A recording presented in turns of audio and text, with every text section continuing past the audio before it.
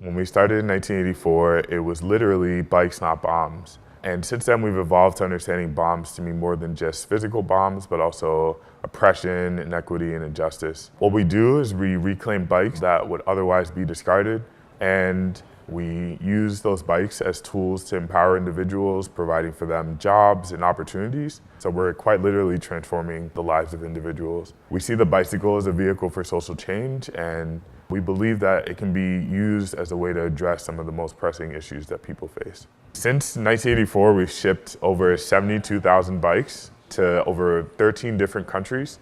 We're continuing to look for new partnerships and new ways to increase access to bikes around the world. We have served over 3,500 young people in our innovative youth programs. When you're a teenager, you're really discovering who you are. You're trying to find out your place in the world. That is really informed by the people around you. And as a young person and former teacher, you learn that one of the strongest protective factors for young people is a sense of belonging. And that's actually why a lot of people join gangs, because they are looking for something to belong to. And so I think Bikes Not Bombs really creates like a magnetic pull.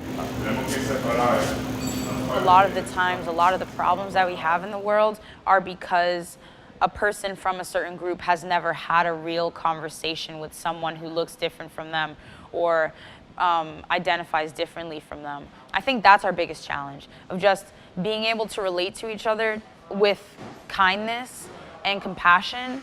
Not having transportation to be able to go to different neighborhoods is a big part of why a lot of people in Boston can't relate to each other. So before working here, I wasn't really familiar on like how to ride a bike. I didn't know how to ride a bike. My first day of work here, they basically told me like to work here I need to know how to ride a bike. So I started to learn, and then I got better at it and better, and now I can ride. BNB has done a great job of kind of helping kids become more like active participants among their community in order to change things. There's a lot of diversity, whether it be age, sexual identity, or ethnicity. And something about BNB is that they're super accepting of everything, and it's just really interesting, like Alyssa said, to kind of learn about everyone's like side. If I say I can't do it, then like they tell me I can do it.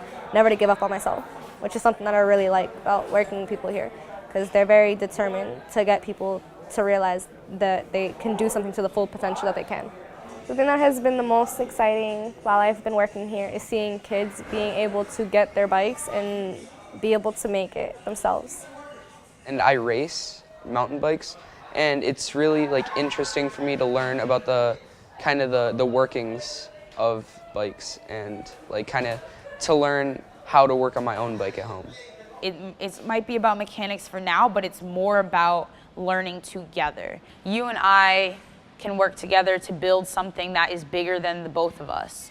Here is a melting place. We come together and we meet in this space, and then you get to see how people that you never would have met interact and how they live and what they're like. And that does a lot for misrepresentation or underrepresentation. Whether it's volunteer nights on Thursdays or ferry nights on Tuesdays or coming back as youth instructors or participating in the program again. I think that we have a lot of people who will stay involved and be able to continue forging those relationships with each other.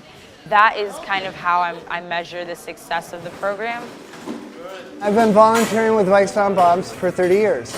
Our waste products, our unwanted bicycles, can do a world of good. And they've been doing that for 35 years. What do these bikes do? Most places they go, kids everywhere they go can get to school all of a sudden. That's the most immense and immediate help that our bikes typically have. From New Orleans to Central America, from northern Uganda to South Africa. And it just keeps going. So I originally went to the shop because I needed a new lock, and the ones at some other stores were really expensive, and they were able to get me a used lock for a lot cheaper.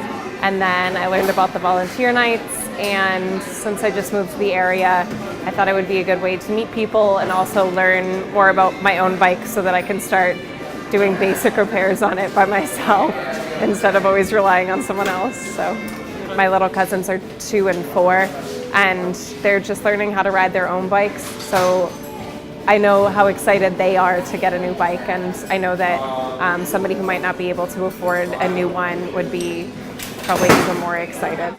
There are people who volunteer here still and have been since we started, and that's just truly amazing. I've met so many people that I am so glad that I've met, but I really never would have met because we didn't go to the same schools.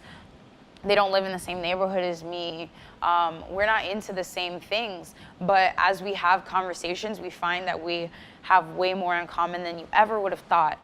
Every day here is something that I'm excited about and something that I feel when I'm done that this is making some sort of change in someone's life. B&B has opened up my world from when I was younger, the options for jobs. My parents used to say, okay, you have these options, doctor, lawyer, veterinarian, something. But now it's like I can work in the nonprofit sector. I can do work that is engaging. I'll never get bored with it because it's always changing, it's always growing, and I'm always going to be learning something, and it's going to be fulfilling.